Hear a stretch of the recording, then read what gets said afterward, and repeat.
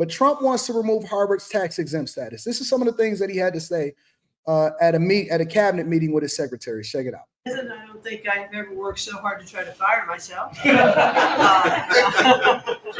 We're certainly making great strides in that. We've reduced the folks over at the Department of Education by about 50% now through our RIF program, and so we've closed a lot of the district offices, consolidated. So there are a lot fewer people working a lot more efficiently in the Department of Education.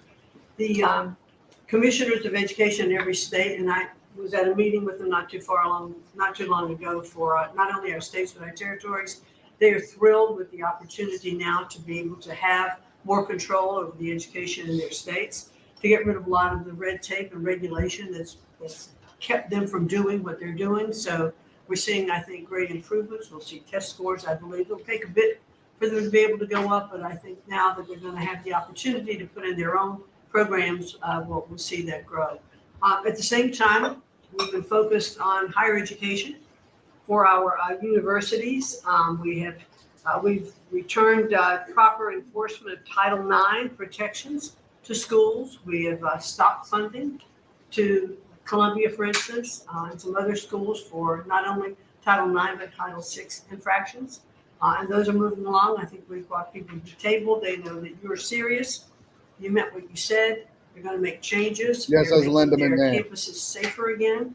Anti-Semitism was just out of control in many of our universities. And so some tried to, in fact, Harvard is sued and they're saying that it's, First Amendment infraction. No, this is civil rights, safety on our campuses for our young students, who are there. And with Pam's help and the task force that we formed with HHS, with GSA, with other agencies, we're going to make sure that our campuses are safe. And so there's a lot of good work going on. I think one of the biggest things, you'll be very happy to hear this, Mr. Vogt, that we are putting back into place collecting on our student loans that have been delinquent since March of 2020. And no effort to recollect on these loans. So as of May 5th, the letter goes out that the loan recollection is beginning again. So for those people who have borrowed money and who've not been paying, that's just not to be punitive. There are many ways that they can go online to understand how they can get back into the right payment structure, because when they're in default, they can't buy a house, they can't buy a car because their credit scores are down. So it's helpful to them as well as to get this money back into the Linda, listen, I didn't even know we was going to go down this pathway. Linda is basically breaking down before Trump even starts to talk about Harvard's tax-exempt status. See, this is what they meant by revamping the Department of Education. No, it's not going to go away. It's now going to be used to hold you accountable and to hold these schools accountable. What she's basically saying is, listen, before you go out and buy your new car, before you go out and buy your crib, before you go out and spend some money on some stuff that you're not supposed to spend it on, let me help you to understand something. Not only are we going to garnish you, but we're also going to make sure that we address this on your credit score. We're also going to make sure that you understand that there are ways for you to be able to pay this back. They are not messing around. They are not. Listen, I know it's a lot of women that's online. It's a lot of sassy men that's online saying, I'm never paying my student loans back. I don't care. Student loans should be free. It should be exempt. They not messing around. Next week, the first show that I do, let me see, Saturday is going to be the 3rd, Sunday is going to be the 4th, May 5th, Monday, May 5th, they are going to start kicking in the garnishing and the removing of wages and going after people for these student loans. They are not messing around. They are not messing around. She's telling you right now, out of her own mouth, exactly how this is going to play out. Not to be punitive, there are many ways that they can go online to understand how they can get back into the right payment structure, because when they're in default, they can't buy a house, they can't buy a car because their credit scores are down. So it's helpful to them as well as to get this money back into the country. I mean, $60 billion of increased student loan debt since 2020. And in total, we've got almost $1.7 trillion in student debt. So we're gonna start getting it back. And Scott and his team have been incredibly helpful. We appreciate that so very, very much. And they not messing around, bro. so a lot's going on at the department. And what I would really like, as I'm firing myself, I'd like for you to be known as the education president, because of the best in practice systems that we want to put in every state to incorporate AI, so that we are training these new entrepreneurs and business leaders in our country. We can't do it with the infrastructure we have in place today. So you have to be working on that at the same time. So we're going to be doing that. So thank you for your charge to elevate education, so that we are providing for every student access to excellent education. Thank you, sir. Thank you very much, Linda. And what's going on with Harvard and some of these colleges that are taking vast amounts of money, who also have vast amounts? They've got $52 billion and really scamming the public and hiring people like de Blasio and Lori Lightfoot, who were certainly two of the worst mayors in the history of our country, paying them a fortune of salary and having them teach our children how to manage cities and how to manage government. Wait a minute.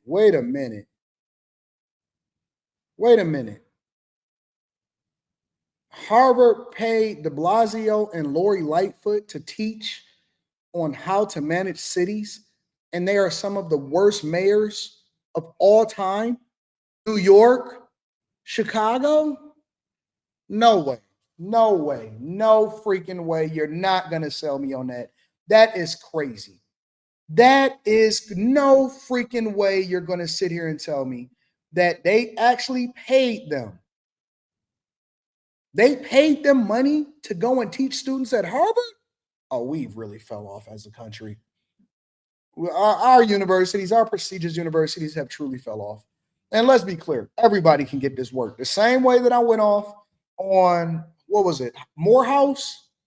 Or was it Howard? When they had deplorable conditions for the students out there, it's the same way that I'm gonna go off on Harvard and all the rest of these universities. No way, no freaking way that they paid these people to come in and teach classes. That is crazy. That is insane. No freaking way. So this is how they're using y'all money, y'all tuition money, and the money that comes from federal government? What's the word as of this morning on, let's say, Harvard? Well, we're negotiating with them. When we went back to them to say we welcome them back to the negotiating table, their response was a lawsuit. So Pam and her team are helping work with that. And I am, enjoying the fact not only am I firing myself, but I'm now being sued fairly regularly by different departments of education. But we're staying tough with them. The other thing that we're looking at also are the 170. Eric D says they're not going to do it for free and time. I think that they can find better candidates. What's next? Tiffany Henyard, she going to be going to teach a classroom at Harvard also? Is Tiffany Henyard going to go and teach a class at Harvard? De Blasio, he got removed out of New York and then he got the nerve to be running again. He got removed based off of what he was doing during the pandemic because of all of the people that died and his mismanagement of city funds and resources. Ditto for Lori Lightfoot. The only reason that she got elected and she got ousted after her first term is because of diversity, equity, and inclusion, and because she was the first Black woman gay mayor. Come on, fam. What we talking about? No way in the world you think that it's a good idea. Hey, let's get Tiffany Henyard in there while we at it and let's her teach a class at Harvard and give her a bag too. Violations of these big universities like Harvard and others. Oh, I'm sorry, that was Cuomo. You're right, Cuomo, my bad. Thank you guys for correcting me. This is one of the reasons that I have the chat as my co-host. You're right. You're absolutely right. That was Cuomo. I retract that last statement. You are absolutely correct. As they're required to do by the law, foreign money that comes in and how much that is and where it comes from. And so that is. And students. Yeah, and it's very serious. Where are these people coming from? Yeah, exactly. Sir, we pulled back their grants because Harvard isn't responding to us criminal activity by their students. And until they give us that list, they're not getting any more grants from Homeland Security. I've recently read a report that said that Harvard is now asking their professors to take a pay cut to try to basically blunt the force of what is going on with the Trump administration while minimizing the impact of what is going on with their endowment. That is the word on the street, that they are now asking professors to take a pay cut so that they can start to share in the pain of what is going on at the university now that they're no longer going to be receiving funds while they're in this lawsuit with the Trump administration over these funds, these research and these grants, and what's coming from Homeland Security. They deserve, won't hold up in court, I don't think, Andrew. The IRS can only revoke tax-exempt status if an institution is in clear violation of the law or public policy. It's happened before to Bob Jones University in 1983. It involved racial discrimination, but most experts say this probably, he says it's what they deserve. I'm not going to comment on whether it's what they deserve or not. I got my own feelings about that, but I don't think it's possible to do it legally. And I think it would not prevail in court. I think it's unlikely he'll prevail in court, but I think the worst part is there are lots of students who will be impacted by this. And by the way, there are schools all over the country that are now being impacted by this already. Unilaterally, they are. Again, there are a lot of other students that were impacted by something else much more serious that Harvard failed to address and is failing to address at this point. So I don't know which students you feel more affinity towards or empathy with. I don't think it's about which. I don't think it's about. Well, you which always students try to take for. away the anti-Semitic part of this and go back to, I'm not sure what that they're allowed to just hire all liberals for 40 years and not hire any conservatives. Talk about anti-Semitism, that's one thing. Okay, well, if you want to that's talk what about, started it. That's what started it. If you want to talk about the ideological perspective, they're allowed to do what they want, but maybe not on taxpayer money. But that has nothing to do with, when you say taxpayer money, now you're talking about The grants. there's grants, Okay, which are one You're thing. talking about tax-exempt status now. Tax-exempt status is a very specific thing. They probably argue If you that, decide that they every- probably argue that public policy, they're in violation of what Right. the university needs to do in terms of Ooh, they getting feisty on Squawk Box on CNBC.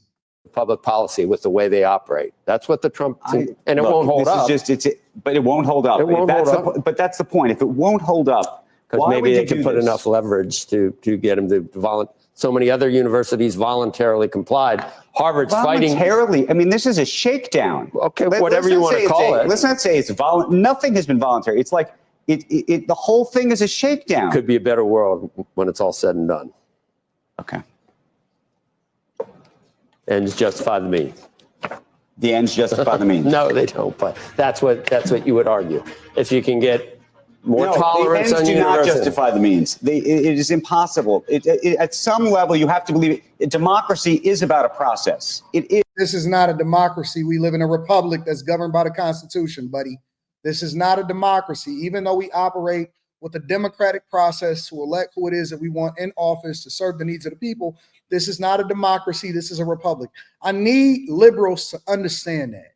I need liberals to understand that this is not a democracy. We are in a republic. Why do people keep saying that? That is governed by the Constitution. And nobody owes anybody anything. And so you don't get money from taxpayers to do what you want to do when you want to do it. You don't get entitlements here. That is not how this works. You now have to meet the expectations to make sure that you are doing the thing that you're supposed to do on university campuses, and to make sure that also you have representation from all sides when it comes to how it is that our children are being taught. These are institutions of higher learning. These are not entitlement programs that is owed to them from taxpayer dollars. And honestly, to be honest with you, I personally believe that these nonprofit organizations need to have a closer eye placed on them. I think that they've been doing a lot of stuff under the guise of being tax exempt. Churches too. Oh, don't even talk to me about these for-profit churches. These churches, in my opinion, are for-profit. These churches, institutions of higher learning, all of these places, I think that they are for-profit.